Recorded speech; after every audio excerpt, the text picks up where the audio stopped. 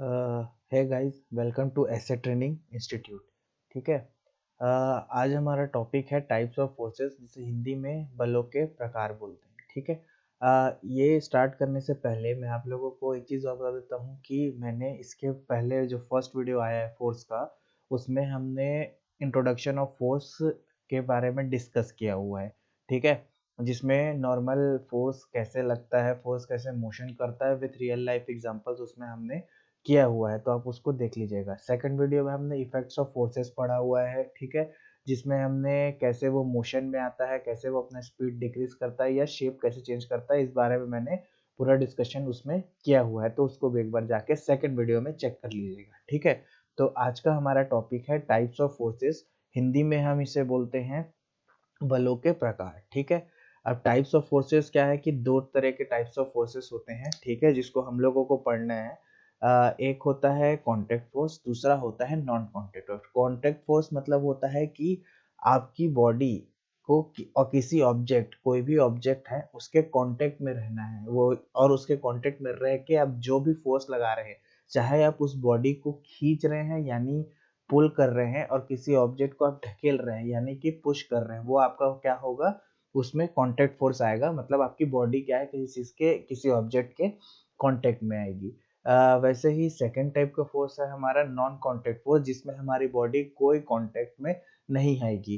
Contact force के दो type आप या एग्जांपल समझ लीजिए कि एक होता है आपका मस्कुलर फोर्स, एक होता है फ्रिक्शन या फ्रिक्शनल फोर्स। वैसे ही नॉन कांटेक्ट फोर्स का टाइप या example gravitational force, magnetic force और इलेक्ट्रोस्टैटिक फोर्स। ठीक है। कांटेक्ट फोर्स को हिंदी में संपर्क बल कहते हैं। ठीक है। मस्कुलर फोर्स को पेशी बल, फ्रिक्शन और फ्रिक्शनल फोर्स को घर्षण बल। वैसे ही नॉन कांटेक्ट फोर्स को हिंदी में असंपर्क बल कहते हैं।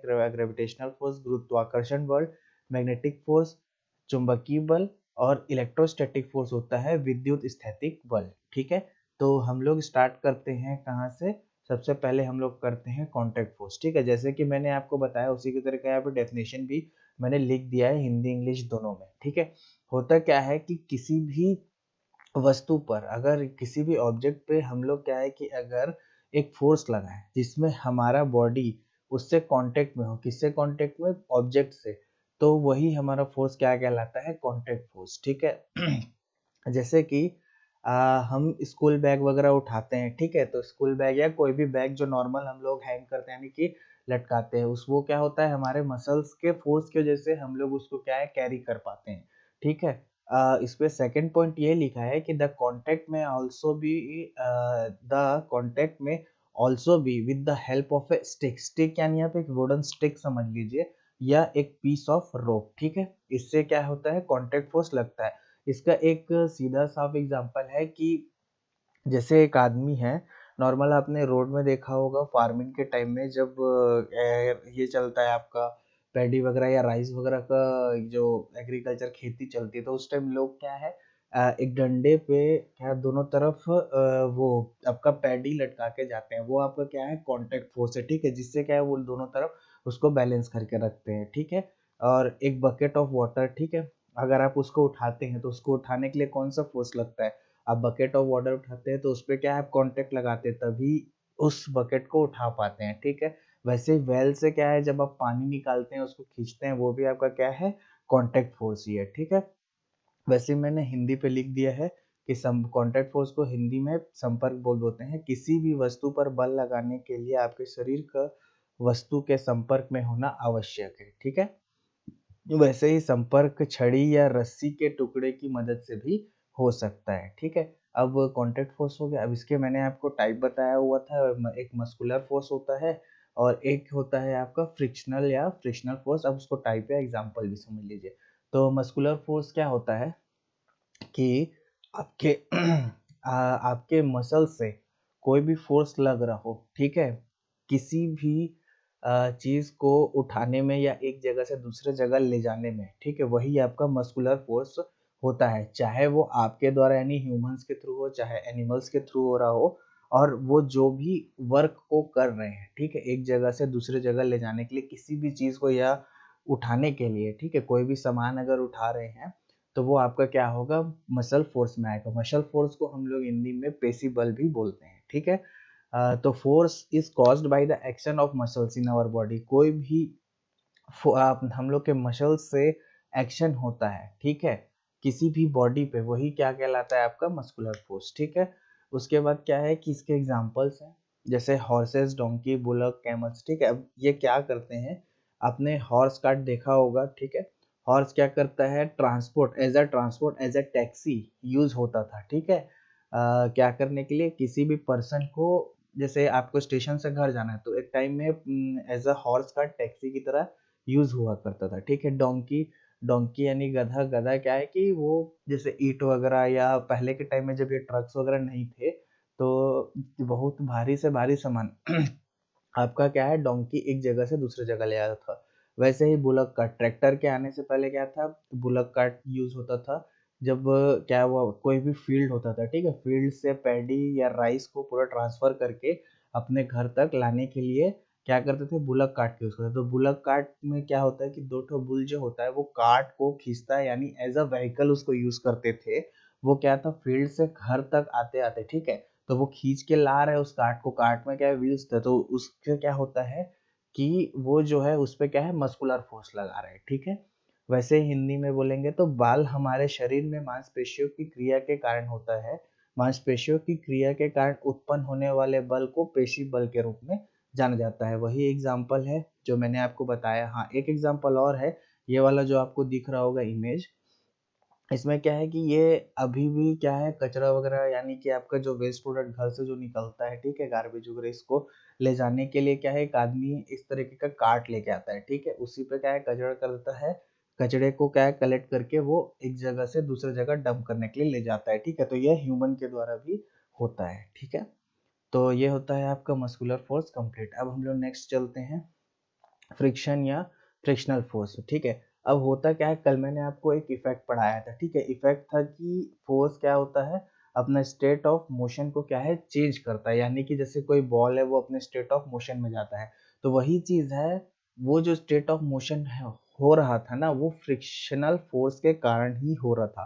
फ्रिक्शन को और डिटेल में, इसमें एक चैप्टर है, हम फ्रिक्शन को और डिटेल में उसमें करेंगे, लेकिन समझने के लिए ये है कि अगर कोई भी ऑब्जेक्ट, ठीक है, कहीं पे भी, जैसे कोई भी ग्राउंड पे बैलेंस की हुई है या रुकी हुई है, या कोई भी चीज चल रही है, वो एक कंट्रोल मैनर में है, ठीक है, तो आपका क्या होगा, फ्रिक्शन फोर्स। जैसे कि एक बॉल है, ठीक है, वो मोशन में है और वो रुक जाता है, तो वो रुकता किस वजह से है, आपका घर्षण बल यानी फ्रिक्शनल फोर्स की वजह से। वहीं पे यहाँ पे डेफिनेशन भी नॉर्मल से लिखा हुआ है, the force responsible for changing the state of motion of object is called frictional force, ठीक है। यही आपका क्या है, फ्रिक्शनल फोर्स कहलाता है। यानी कि कोई भी चीज जैसे मूविंग है ना, जैसे आपने रोल करके किसी चीज को छोड़ दिया, ठीक है, तो वो एक टाइम के बाद जाके रुकेगा, तो वो क्यों रुकेगा, वो रुकेगा फ्रिक्शन के ही कारण, यानी फ्रिक्शनल फोर्स के कारण, वो भी एक टाइप का आपका फोर्स ही है, ठीक है। नेक्स्ट जाते हैं एग्जाम्पल। एग्जाम्पल में क्या है कि वही मैंने एग्जाम्पल जो आपको बॉल वाला बताया कि अगर वो मूव कर रहा है और अपने क्या है, रेस्ट पोजीशन में आ जाए, तो क्या होगा, वो आपका फ्रिक्शन फोर्स होगा। अच्छा, एक होता है वाटर और बोट वाला एग्जाम्पल है, ठीक है। वाटर बोट क्या होता है कि उसमें हम लोग क्या है, चप्पू चलाते हैं, जिसकी वजह से क्या है, बोट क्या है, मूव करता है, ठीक है।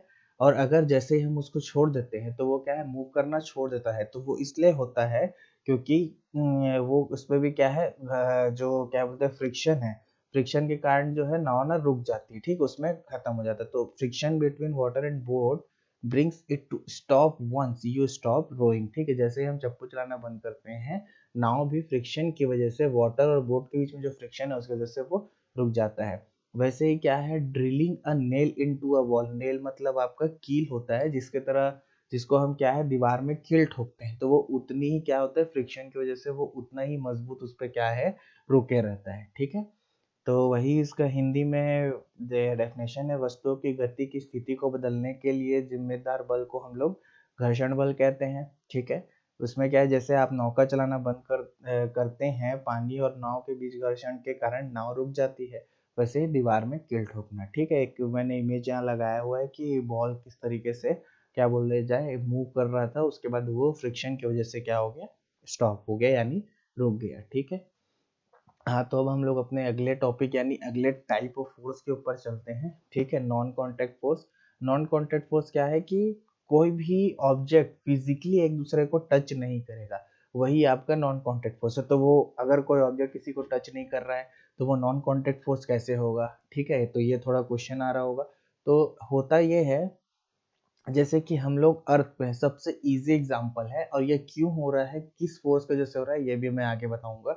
जैसे हम लोग मतलब अर्थ अर्थ या फिर कोई भी प्लेनेट किसके अराउंड रिवॉल्व कर रहे हैं, हम लोग घूम रहे हैं उसके अलावा, क्या बोला, सन के अलाउंड, ठीक है। लेकिन हम लोग सन से क्या है, दूर हैं, तो सन हम लोग को किसी तरीके से एक दूसरे से खींच के रखा है, तो ये भी क्या है, एक तरीके का फोर्स है जो एक दूसरे को क्या है, टच नहीं कर रहा है। वैसे मून हम लोग के अराउंड रिवॉल्व हो रहा है, घूम रहा है, ठीक है। तो वो भी क्या है, उसमें भी कोई फोर्स ऐसा तो नहीं कि कोई टच किया हुआ है, बट वो घूम रहा है और हमारे क्या बोला जाए, अर्थ से बाहर तो जा नहीं रहा है, ठीक है।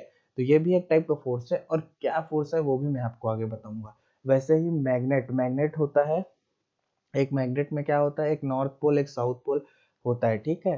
तो मैग्नेट क्या होता है, मैग्नेट भी एक दूसरे से क्या है, या तो अट्रैक्ट या तो रिपल करते हैं, ठीक है। तो वही एक दूसरे से क्या स्टिक यानी चिपकते हैं या दूर एक दूसरे से जाते हैं, ठीक है। तो वो क्यों जाते हैं, वो किस टाइप का फोर्स है, वो भी क्या है, आपका नॉन कॉन्टेक्ट फोर्स ही है। मतलब वो एक दूसरे को क्या है, हम लोग अगर उन दोनों को साथ में छोड़ रहे हैं तो एक दूसरे से चिपक जा रहे हैं, या एक दूसरे से दूर जा रहे हैं, तो वो क्यों जा रहे हैं, वो भी वो भी क्या है, एक टाइप का नॉन कॉन्टेक्ट फोर्स है। लेकिन ये हो क्यों रहा है, इसके बारे में हम लोग आगे पढ़ते हैं, ठीक है। इसी के ही मैंने आपको 3 एग्जांपल या 3 टाइप बताए थे, gravitational force, magnetic force and electrostatic force, ठीक है। तो अभी आगे बढ़ते हैं। पहला हम लोग का है ग्रेविटेशनल फोर्स। ग्रेविटेशनल फोर्स को हिंदी में गुरुत्वाकर्षण बल कहते हैं, ठीक है। जैसे कि कोई भी वस्तु या चीज है जो पृथ्वी की ओर गिरती है, यानी कोई भी ऑब्जेक्ट या थिंग है जो अर्थ के तरफ खींचता है यानी गिर जाता है। जैसे हमने एक बॉल को उछाला, बॉल पृथ्वी के अर्थ के तरफ आके गिर गया। हाथ में अगर चाबी है, चाबी को हमने उछाला और वो आके नीचे गिर गया, ठीक है। तो यही क्या है, आपका ग्रेविटेशनल फोर्स है। इसी को ही हम लोग क्या बोलते हैं, फोर्स ऑफ ग्रेविटी या जस्ट ग्रेविटी बोलते हैं।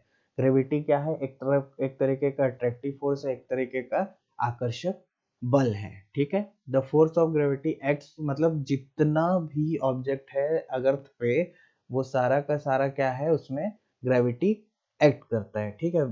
एग्जाम्पल है, जो हम लोगों का रिवर्स है, रिवर्स क्या है, वो डाउन तरफ फ्लो करते हैं। क्यों करते हैं, क्योंकि फोर्स ऑफ ग्रेविटी की वजह से ऊपर से नीचे की तरफ चीजें आती है। लीव्स और फ्रूट्स जो है वो क्या है, ग्राउंड पे फॉल करते हैं अलग होके। जो पत्ते और फल हैं वो क्या है, ग्राउंड पे गिरते हैं, किससे, पेड़ से अलग होके, ठीक है। वैसे ही मैंने ये लगाया हुआ है आपके लिए एग्जाम्पल इमेजेस, थोड़ा समझने के लिए इसको देख लीजिए। ग्रेविटेशन, हाँ, जो मैंने आपको अर्थ वाला एग्जाम्पल दिया था ना, वो आपका ग्रेविटेशनल फोर्स, ठीक है। तो ये क्या हुआ कि पेड़ से देखिए एप्पल ये गिर रहा है नीचे, क्यों, ग्रेविटी की वजह से। बॉल को हमने फेंका, ये क्या है, नीचे गिर रहा है, क्यों, ये ग्रेविटी की वजह से। ग्रेविटी सीधा और भी इसको डिटेल में हम आगे डिस्कस करेंगे, ठीक है। बस यही चीज है कि अगर हम अर्थ पे हैं और कोई भी चीज हम ऊपर की ओर फेंकते हैं वो वापस नीचे की ओर आता है, वही हमारा ग्रेविटी है, ठीक है। इसका कुछ फॉर्मूले वगैरह भी, वो सब मैं आगे और डिटेल में करवाऊंगा, ठीक है। तो यहाँ पे हमारा ग्रेविटेशनल फोर्स का टॉपिक खत्म होता है। अब हम लोग बढ़ते हैं मैग्नेटिक फोर्स की तरफ, ठीक है। मैग्नेट्स में क्या होता है, वही मैंने आपको बताया, एक मैग्नेट होता है जिसमें एक नॉर्थ पोल होता है, क्या होता है आपका, साउथ पोल होता है। अब उसी में क्या होता है कि अट्रैक्शन और रिपल्शन होता है, यानी या तो वो खींचते हैं या एक दूसरे को ढकेलते हैं। तो अगर वो एक दूसरे को खींच रहे हैं या ढकेल रहे हैं तो उसमें क्या है, पुल और पुश फोर्स लगता है। तो पुल और पुश का मतलब ही फोर्स है, ठीक है। यानी वो या तो अट्रैक्ट कर रहे हैं या रिपल कर रहे हैं, वो एक टाइप का क्या है, आपका फोर्स है, ठीक है।